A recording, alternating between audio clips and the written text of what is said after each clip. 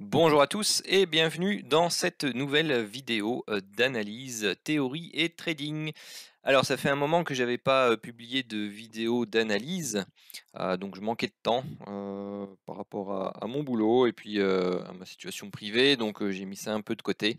Et je m'étais dit que je reviendrais lorsque j'estimerai que, au niveau des graphiques, on arriverait à une structure, qui puisse être relativement claire au niveau, Elliott, puisque, les marchés hésitaient quand même, pas mal et que, donc, on fluctuait et on dessinait des figures d'hésitation et on était dans un point charnière entre plusieurs, options possibles. Donc voilà, ça s'est réduit, le marché s'est mis, dans une situation où, maintenant on peut, tout simplement, avancer, de manière un peu plus claire sur les différentes, options et donc, travailler nos, niveaux sur lesquels intervenir et comme on est à proximité d'un de ces niveaux, je me suis dit que c'était le moment de, vous refaire une petite vidéo d'analyse. Alors bien entendu, si vous n'êtes pas encore abonné à la chaîne, surtout n'hésitez pas à le faire. N'hésitez pas non plus à activer la petite cloche pour être informé des prochaines vidéos qui sortiront. N'hésitez pas non plus à me poser vos questions, à laisser des commentaires dans la vidéo et surtout à mettre un maximum de pouces bleus. Alors en général, vous êtes entre 100 et 300 personnes à visionner la vidéo, mais très peu de vous, d'entre vous laissent des pouces bleus, ce qui a une influence par rapport à la visibilité de la vidéo et la visibilité de la chaîne. Donc je vous encourage, si vous regardez la vidéo, laissez un pouce bleu. J'aimerais avoir au moins une centaine de pouces bleus sur les vidéos. À chaque fois qu'il y a des centaines de personnes qui la regardent, ce serait sympa et ça permettrait tout simplement de récompenser le travail que je fais et que je vous offre tout simplement avec plaisir. Alors, nous voici sur le graphique cash du Dow Jones en weekly. Donc, chaque chandelier que vous voyez ici correspond à une semaine de cotation. Alors, où en étions-nous? Donc, tout le monde se rappelle du magnifique crack Covid qui se trouve ici. La fameuse structure de correction sous forme de flat qui avait été analysé sur la chaîne. Et donc ici, on avait une vague 3 de cycle de long terme, notre flat avec la vague 4 ici de cycle de long terme. Et donc on travaillait cette hausse-ci pour déterminer si celle-ci allait tout simplement être la vague 5 de cycle de long terme, ce qui engendrerait bien entendu un retour sur au minimum l'apex de cette structure-ci. Enfin, l'apex, c'est la ligne médiane, hein, donc ici c'est autour des 24 000, voilà, 700, 800.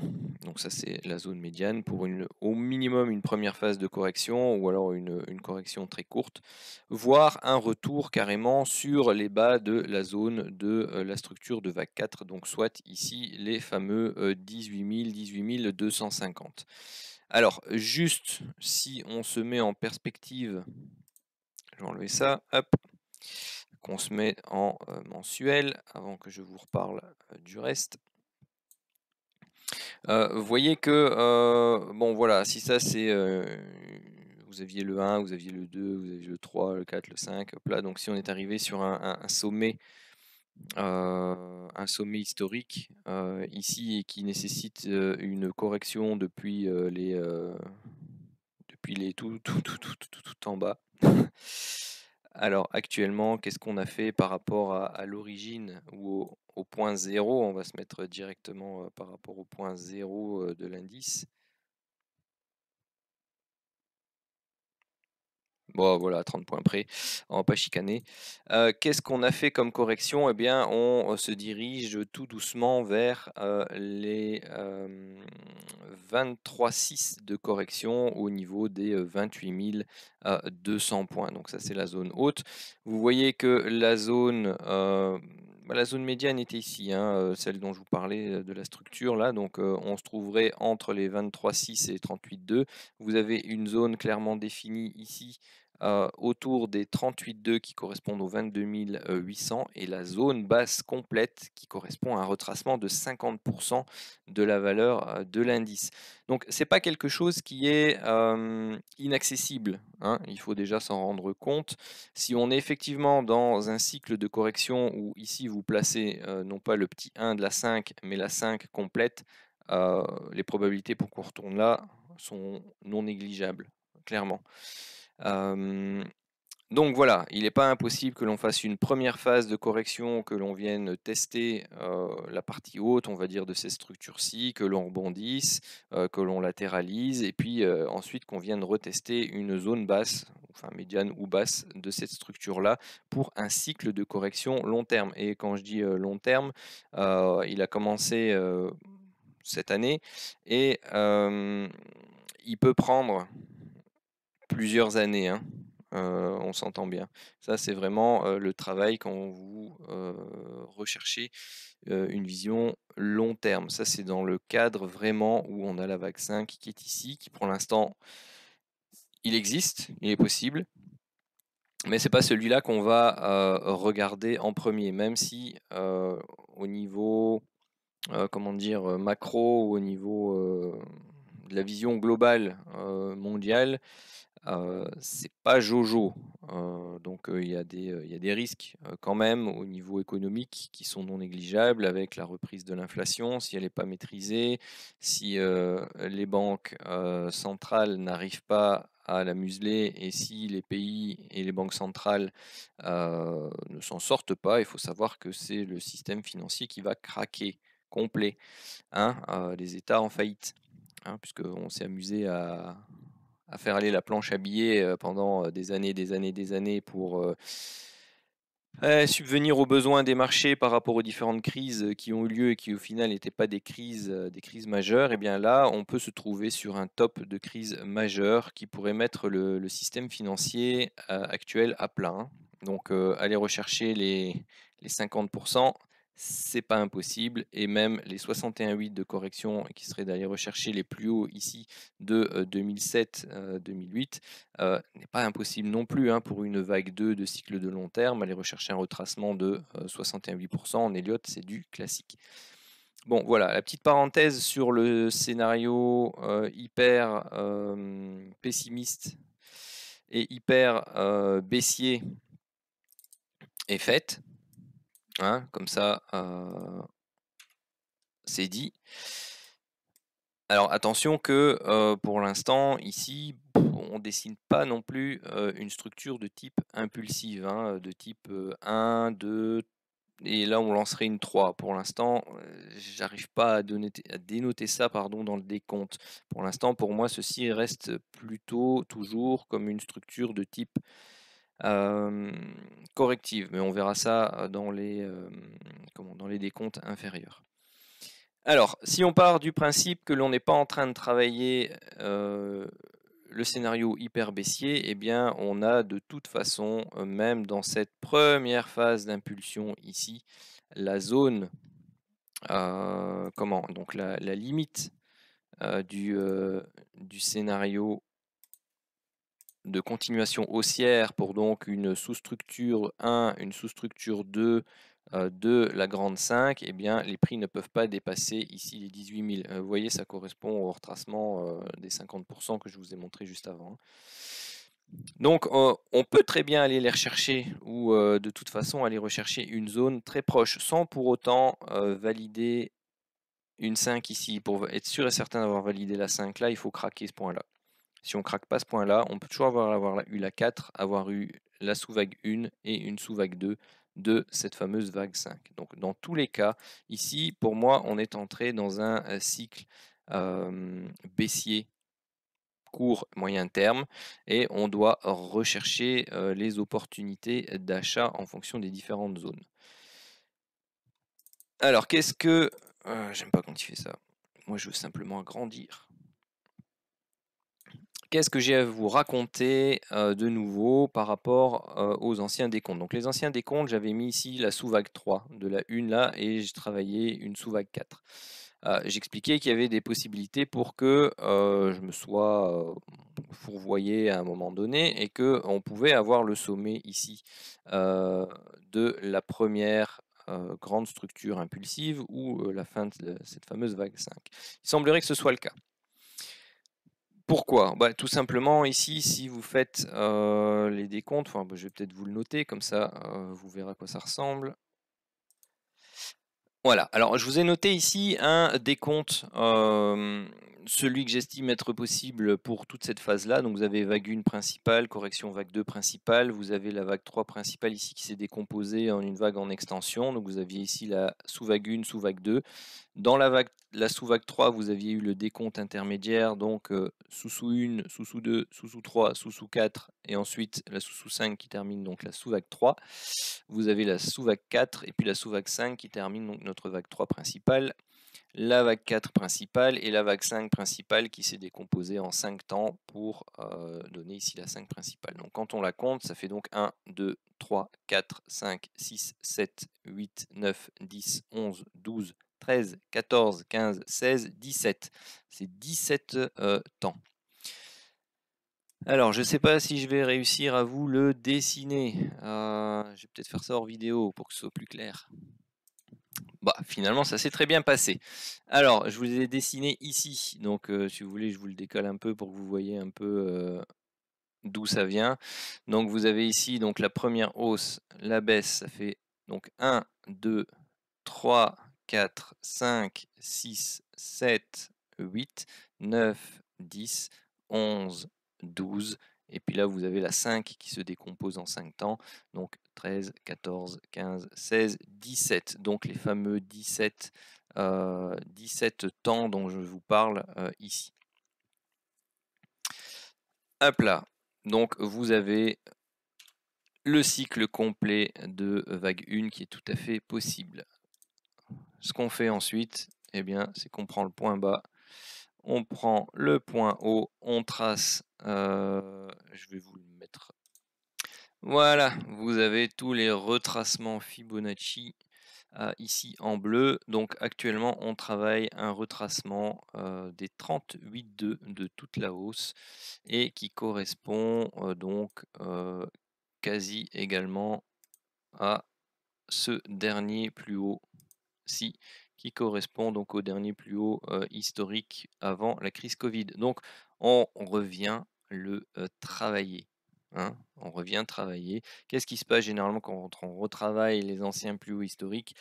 Bah, voilà, souvent vous avez, c'est une zone, c'est un point dur, donc elle n'est pas souvent franchie de manière directe, elle sert de support et on rebondit dessus. La question est de savoir si, de 1, cette zone qui est constituée par donc les 29 000, donc on va dire 29 000, 30 000, hein, clairement, cette zone ici 2000 points, si cette zone va tenir ou pas. Est-ce qu'elle va servir de zone de rebond ou est-ce qu'elle va craquer et ensuite inverser sa polarité et servir donc de résistance?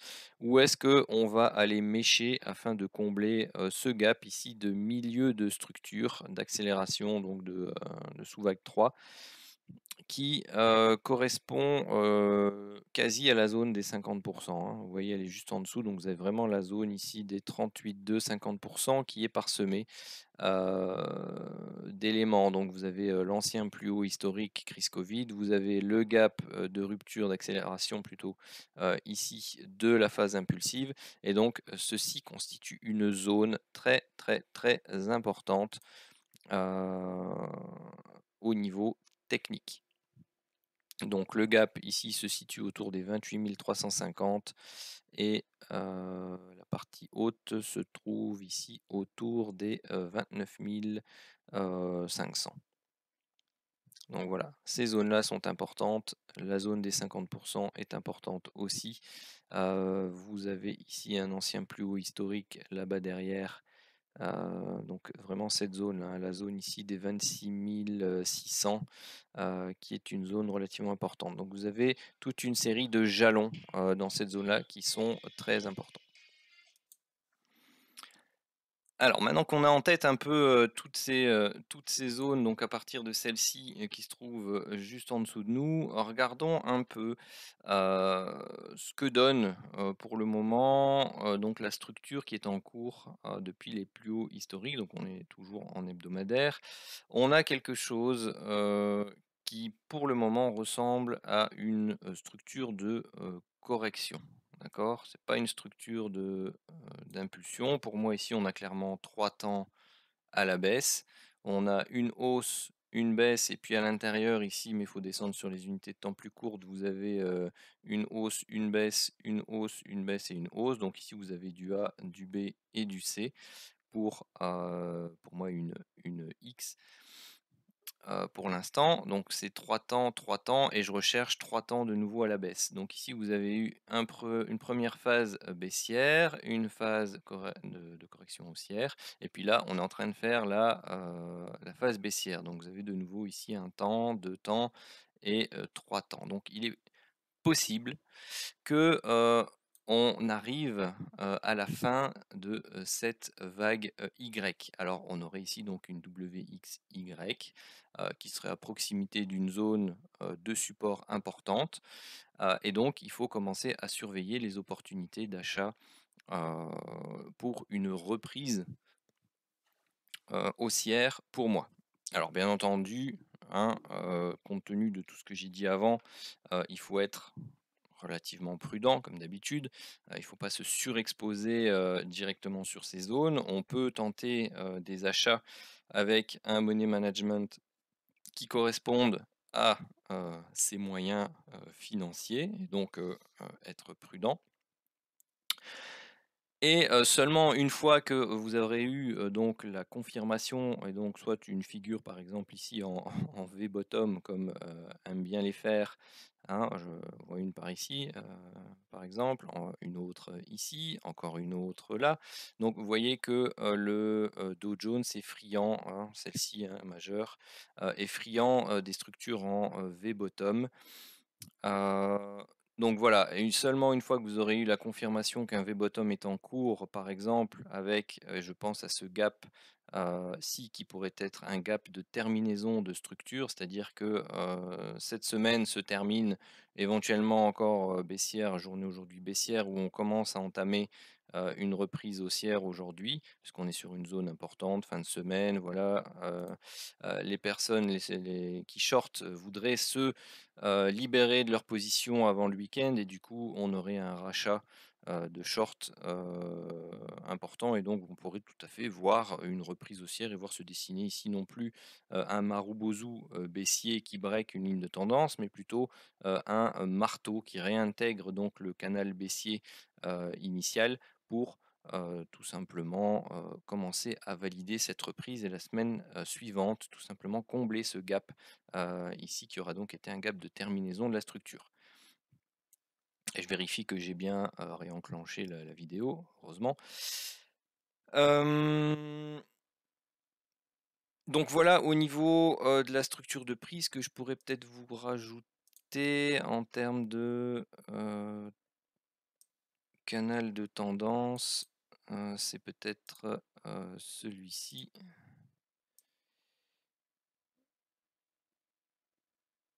s'il veut bien le placer. Voilà. Donc là, vous avez le canal de tendance de la structure Y. Je peux également vous placer une extension. Enfin, je peux vous en placer plusieurs, hein. Je vais vous les placer et je reviens juste après. Donc pour que vous puissiez le voir ici, je vous ai placé l'extension de la première structure baissière ici, et je l'ai rapporté par rapport au sommet de la structure correctrice. Donc vous avez ici l'extension de 100% qui tourne autour des 29 000 points. Donc on peut tout à fait continuer la baisse, aller rechercher cette zone-là. Vous avez ensuite les extensions 1,414 et 1,61,8 qui sont des extensions possibles pour cette zone-là. D'ailleurs, je préfère 1,38,2 et on devrait s'approcher plutôt des 50 ici. D'ailleurs, ça, je vais peut-être vous le mettre. 1,38,2, je préfère faire ça. Voilà, on est un peu plus proche ici de la zone des 50% de retracement de toute cette hausse-ci. Donc c'est tout à fait possible également. Et puis je vais vous mettre une autre extension. Je vous l'ai mise en verte ici pour que ça ne se confonde pas avec les autres. C'est celle-ci, hein, donc de la W à la X et la prolongation. Vous voyez qu'on est déjà explosé donc les 100% d'extension et qu'on se rapproche tout simplement ici aussi de la zone des 138,2 à nouveau autour des 29 100 points. Et puis vous avez l'extension des 161,8 autour des 28 000. Donc de nouveau vous avez une série de zones relativement intéressantes et vous voyez que il n'y a rien à faire, hein, le gap qui est ici, que je vais matérialiser cette fois, se trouve à chaque fois dedans. Allez, voilà. Ah, hop.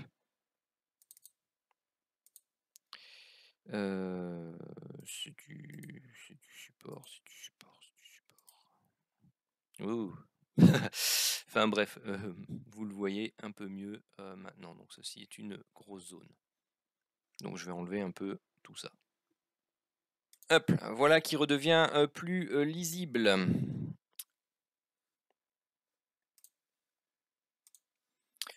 Alors, ce que je vous propose, c'est de passer sur le graphique CFD, celui sur lequel je travaille habituellement. Donc ici, on est, et sur lequel j'ai mes indicateurs forcément. Ici, donc, je suis directement passé en 4 heures pour vous montrer donc vraiment la structure baissière qu'on travaille depuis les plus hauts. Alors pour le moment, eh bien moi je note une phase de baisse, une correction et une phase de baisse, donc 3 temps. Ici vous avez la fameuse 5 temps haussière, ou ici, et puis vous avez la structure baissière, donc là vous avez impulsion, correction, et puis là derrière vous avez 1, 2, 3, 4 et 5 pour former donc la fameuse vague A dont je vous parlais tout à l'heure, la B et la C pour faire la vague correctrice X. Et puis là derrière, vous avez quelque chose d'assez décousu dans la baisse. Alors moi, ce que je note ici, c'est la formation d'un triangle. Donc triangle en partie haute pour l'instant. Donc les triangles, soit ce sont des successions de vague 1, vague 2, sous-vague 1, sous-vague 2, sous-vague 1 et hop, et puis on est parti pour quelque chose de fortement impulsif baissier. Ça y ressemble actuellement. Vous avez le gap d'accélération qui est ici et donc qui se trouve approximativement, généralement à 50% de la tendance en cours. Je vais y revenir juste après. Soit ce sont des structures de correction, enfin des vrais triangles, donc des structures de correction de latéralisation, et donc qui apparaissent soit en vague 4, en vague B, en vague X, ou en fin de structure correctrice, donc en vague Y ou en vague Z. Bon, ici, c'est pas une vague Y, une vague Z. C'est vraisemblablement une structure de vague intermédiaire, puisque ici, vous allez donc avoir une première baisse, une correction sous forme de flat et une seconde baisse. Donc vous avez ici 1, 2, 3 temps. Pardon. 1, 2 et 3 temps pour une première structure baissière. Vous avez ensuite le A, le B, le C, le D, le E pour le triangle. Et ensuite, vous avez donc la petite W, la petite X en triangle. Et puis vous avez la suite qu'on attend. Ou là, tout simplement la B et la C pour le flat. Donc qu'est-ce qu'on a actuellement ici? Eh bien, si je vous le dessine, est-ce qu'il va vouloir me le dessiner par rapport à la fin du triangle de la vague E? Vous avez ici une baisse, une hausse. Vous avez ici du 1, 2, et puis boum, 3, 4, 5 pour la vague 3 qui se termine, vague 4 et possiblement vague 5. Donc je vous le redessine sans vous faire les sous-vagues. Pour l'instant, moi ce que j'observe, c'est ici une baisse, une hausse, une grosse baisse, une hausse et une baisse. Donc pour l'instant, moi j'observe du 5 temps avec le fameux gap d'accélération ici au milieu qui habituellement travaille les 50% et c'est celui-ci. Plus ou moins les 50% de la structure complète et vous voyez que les 100% sont ici. Donc si on augmente un peu, bon ben voilà, vous voyez que on est toujours raccord hein, par rapport à tout ça, tous les éléments techniques mis bout à bout commencent à converger vers une zone autour de laquelle un rebond est possible techniquement. Alors maintenant, c'est pas pour ça que la vague 5 qui est ici peut pas se démultiplier, hein. Attention, hein, c'est peut-être seulement la sous-vague 1 de la 5 en question, hein. Pour ça, il n'y a pas d'obligation, hein, c'est pas la fin forcément ici. Ce que je note, c'est que sur le 4 heures, on a des divergences qui apparaissent, que l'oblique a cassé pour valider cette divergence se trouve ici. Je vais rafficher d'ailleurs ma ligne de tendance court terme. Vous voyez, elle est au même endroit. Donc voilà, moi, c'est la réintégration des 30 240 en clôture H4 et de préférence avec une belle clôture, hein, genre un chandelier ouais, comme celui-là où ça fait longtemps on n'a plus vu un beau chandelier vert, hein. Regardez-moi ça, c'est tout des chandeliers verts, mais d'hésitation, petits, des chandeliers comme ça, là, ça fait un moment qu'on ne les a pas vus en 4 heures. Le dernier, c'était celui-là, on va dire. Mais un beau chandelier comme celui-là, moi, ça me plairait bien qu'il break tout simplement ici cette ligne de tendance court terme ou oblique pour validation. Si on break avec un chandelier comme celui-là, pour moi, c'est pas validé, hein. Et donc, on a la possibilité de travailler encore une baisse, hein, faut se le dire. Et je vous ai mis ici en orange donc les rectangles. D'ailleurs, c'est pas C, hein, mais c'est Y. Hop, voilà. Donc les zones les plus probables et intéressantes pour travailler donc les reprises haussières, sachant qu'ici on est sur un retracement Fibonacci 38.2 et on est à proximité d'une zone de support mensuel sur CFD. Donc voilà, il y a des éléments importants en support et donc travailler dans ces zones-ci, donc jusqu'au 28 600, des, des tentatives d'achat sécurisées, dans tous les cas, un stop ici en dessous me paraît judicieux, hein. Bon, il y a quand même 1600, 1700 points, hein, donc bon, ouais, c'est ça, un bon 1600, 1700 points. Donc voilà, il y a de la marge à la baisse encore. Donc il faut rester prudent sur vos prises de position. Voilà en gros ce que j'avais à dire. Pour les personnes qui sont toujours baissières, eh bien vous avez forcément toutes les zones de résistance ici qui peuvent vous servir de zone de short, hein. Donc attention que ici, si cette structure-ci doit se développer en 3 temps, on n'aurait fait que le premier temps, hein. Donc vous pouvez tout à fait avoir une séquence de correction, un comblement de ce gap d'accélération, recherche de la zone des 31 300, 31 600 ici, et cette zone-là constituerait une zone de short pour aller rechercher la zone de support des 28 600 indiquée juste là, hein. Donc vous avez les deux scénarios qui sont envisageables et qui pointent d'ailleurs pour un rebond incessamment au niveau du timing.